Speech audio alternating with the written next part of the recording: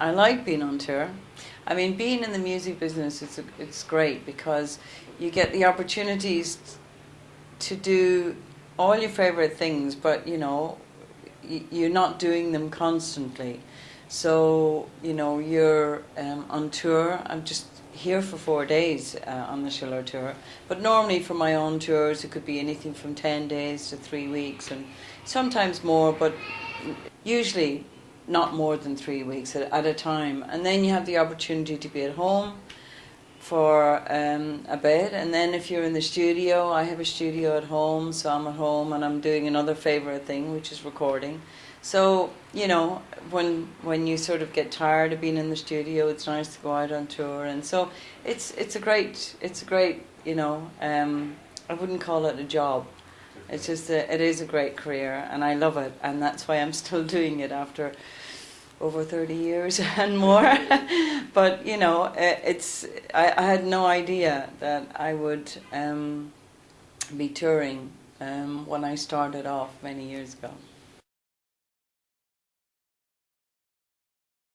I think that when Christopher wanted me to come on tour, it was important for me to be at the Dusseldorf gig. At the moment, I'm in recording an album, and he wanted to have 3 singers at the beginning of the tour and 3 singers at the second half of the tour. And so it was very convenient that Peter Effner was able to do the first part along with Kim and Jette, and I was able to do the second part. So it worked out very well, because it worked out that I'm not away from my studio work too long. To have the opportunity to do this is just fantastic. And it's very different as well, because I rarely go on tour with different people coming in, and the only person I knew was Christopher.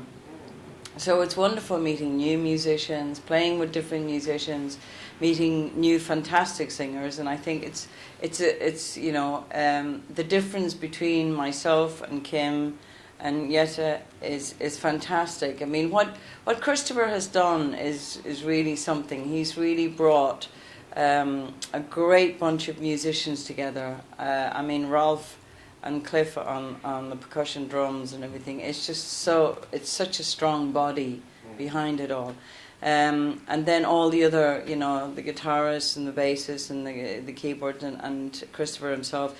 But it's to do with, doing a tour like this, it's to do with everybody, and that includes sound, monitors, lights and everything, because it's just a fantastic tour. And it's a very big tour, I mean, the last Clannad tours that I did would have been quite big, but this is, this tour is sort of bigger than what I'm doing with my own solo project at the moment in my own band. So it's really, really nice, and I mean, it is awesome. I mean, as far as the perfection that Christopher goes to for every little thing, and it shows, because it's just such a tremendous show.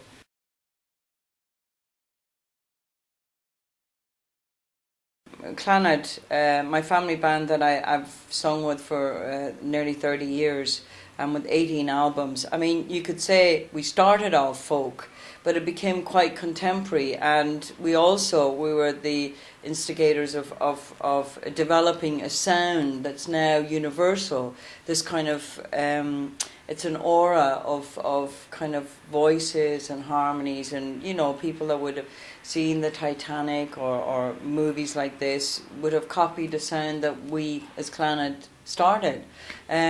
So it's it is nice that we've been recognised in that way, and I think because of the development of where we've brought the folk cultural music, it's very interesting to work with different musicians. I mean, I've worked with so many different musicians with Clannad and as a solo artist down through the years.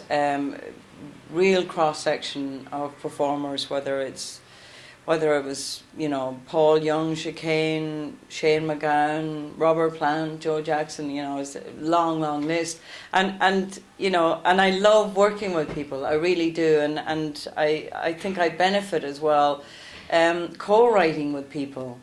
because it kind of pulls you in different directions. So the way I met Christopher was an album that I had released in 90, was it, oh, I'm just trying to think now, it's I think about 4 years ago, or between 3.5 and 4 years ago. It's called Two Horizons, and Christopher did a remix. The company, the record company Universal, I was with them as well, and they asked Christopher would they do a remix of one of my tracks, and I really, really liked it. So we were talking on the phone, and I said, you know, maybe we might do something. And then I was touring in Germany, and he came to see the concerts, and we became friends. And he came to Dublin, and that's when we sort of developed and wrote Miles and Miles.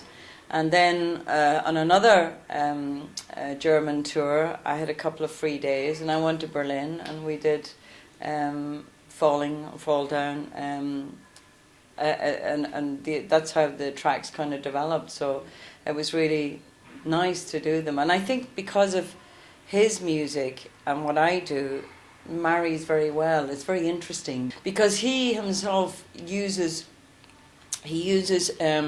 in some of the instrumentals, he uses various techniques with different voices as well, kind of Arabic-like sounding or New Age, you know, not so much New Age, but world music, sounding voices.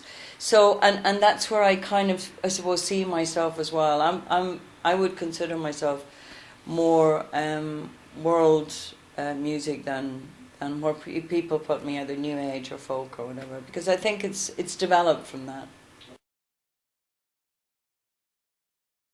My husband, along with my brother, does it, and my brother has been involved with me with tour manager down through the years with Clannad and that, and I think it's a good thing. I mean, you know, at this stage of my life, I like to have a lot of control of what's going on or what's happening, and because of that, I do, and also the fact that I don't have to explain to my better half, you know, what's going on. He knows, and you know, there can be little moments, but all in all, you know, 95% of the time, I think it's a good thing, because it's just, you know, he knows me well, and it was him that encouraged me originally to do solo work.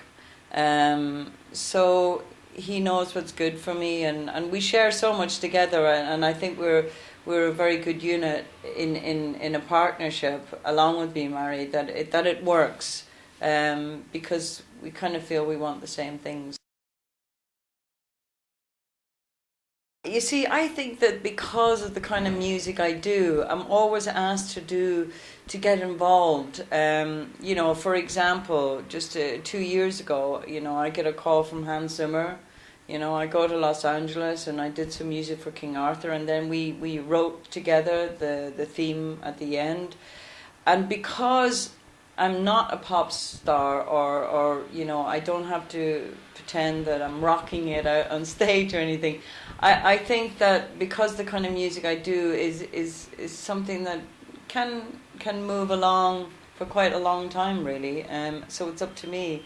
I don't know. I mean, I think I'll always be involved in music. Maybe I'll help other artists, younger artists, you know, and maybe do some production or get involved. And it'll always be music, for sure.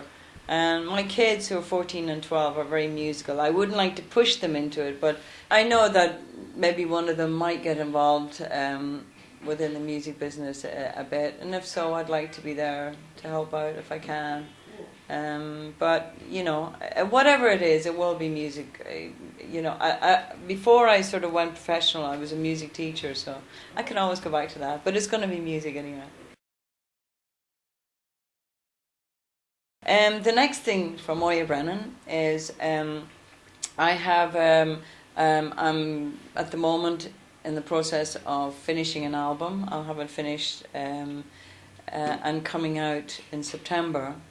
And then I'm doing a Dutch tour in October, November, but I had a Christmas album released in Europe last year. I've had to redo a couple of new tracks for it, for America, and it's going out in America with EMI this Christmas.